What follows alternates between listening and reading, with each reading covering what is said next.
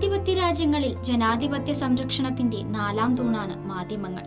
നിയമനിർമ്മാണം, നിയമപരിപാലനം, നീതിന്യായം എന്നീ ജനാധിപത്യത്തിന്റെ മൂന്ന് നെടുന്തൂണുകൾക്കൊപ്പം ജനാധിപത്യം സംരക്ഷിക്കുന്നതിന് നാലാം തൂണായി മാധ്യമങ്ങൾ നിലകൊള്ളുന്നു. സമാധാനത്തിനും ഉത്തരവാദിത്വത്തിനും വേണ്ടിയുള്ള പത്രപ്രവർത്തനം എന്ന വിഷയത്തെ കേന്ദ്രീകരിച്ച് 2024 നവംബർ 19 പത്രപ്രവർത്തന ദിനം ആഘോഷിക്കുന്നു. ഇന്നത്തെ കാലത്ത് സോഷ്യൽ മീഡിയയുടെ മുന്നേറ്റവും മൊബൈൽ ഫോണുകൾ വഴി ലഭിക്കുന്ന വാർത്തകളും നമുക്ക് പരിചിതമാണ്.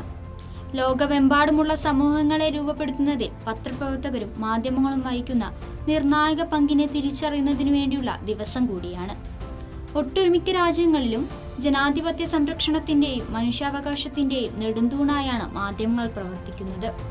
എപ്പോഴൊക്കെ ജനാധിപത്യം നിരസിക്കപ്പെടുന്നുണ്ടോ അപ്പോഴൊക്കെ മനുഷ്യാവകാശങ്ങൾക്ക് വേണ്ടി മാധ്യമങ്ങൾ ഉണർന്നു പ്രവർത്തിക്കുകയും അവയെ ചെറുത്തു നിർത്തുകയും ചെയ്യാറുണ്ട്. ജനാധിപത്യം ഉയർത്തിപ്പിടിക്കുന്നതിലും സമാധാനം വളർത്തുന്നതിലും മാധ്യമപ്രവർത്തകർ വഹിക്കുന്ന ഉത്തരവാദിത്തത്തിന്റെ ഓർമ്മപ്പെടുത്തൽ കൂടിയാണ് പത്രപ്രവർത്തന ദിനം. വാർത്തകളുടെ ശേഖരണത്തിലൂടെയും പ്രസിദ്ധീകരണത്തിലൂടെയുമാണ് പത്രങ്ങളുടെ ചരിത്രത്തിന് തുടക്കം കുറിച്ചത്.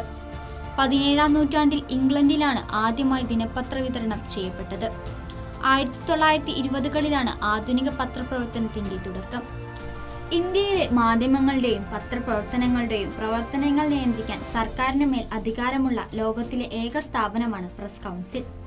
പ്രസ് കൗൺസിൽ ഓഫ് ഇന്ത്യയുടെ രൂപീകരണത്തോടനുബന്ധിച്ച് 1997 നവംബർ 17 ഇന്ത്യയിൽ ആദ്യമായി പത്രപ്രവർത്തനം ദിനം ആദരിച്ചത്.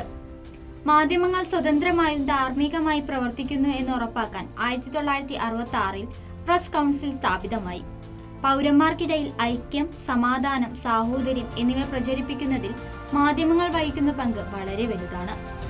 ഈ ദിനം നാം ഇന്ന് ആചരിക്കുമ്പോൾ കേവലം സ്ഥാപിത താൽപര്യങ്ങളിലും കച്ചവട ഉപാധി എന്ന നിലയിലും മാത്രമായി ആധുനിക മാധ്യമ പ്രവർത്തനം ഒതുങ്ങിപ്പോവാതെ വസ്തുനിഷ്ഠവും സത്യസന്ധവുമായ വാർത്തകളിലൂടെ സമൂഹ വളർച്ചയ്ക്ക് മുതൽക്കൂട്ടാവുന്ന ഒരു ശക്തി കേന്ദ്രമായി മാറാൻ ഓരോ മാധ്യമങ്ങൾക്കുമാവട്ടെ.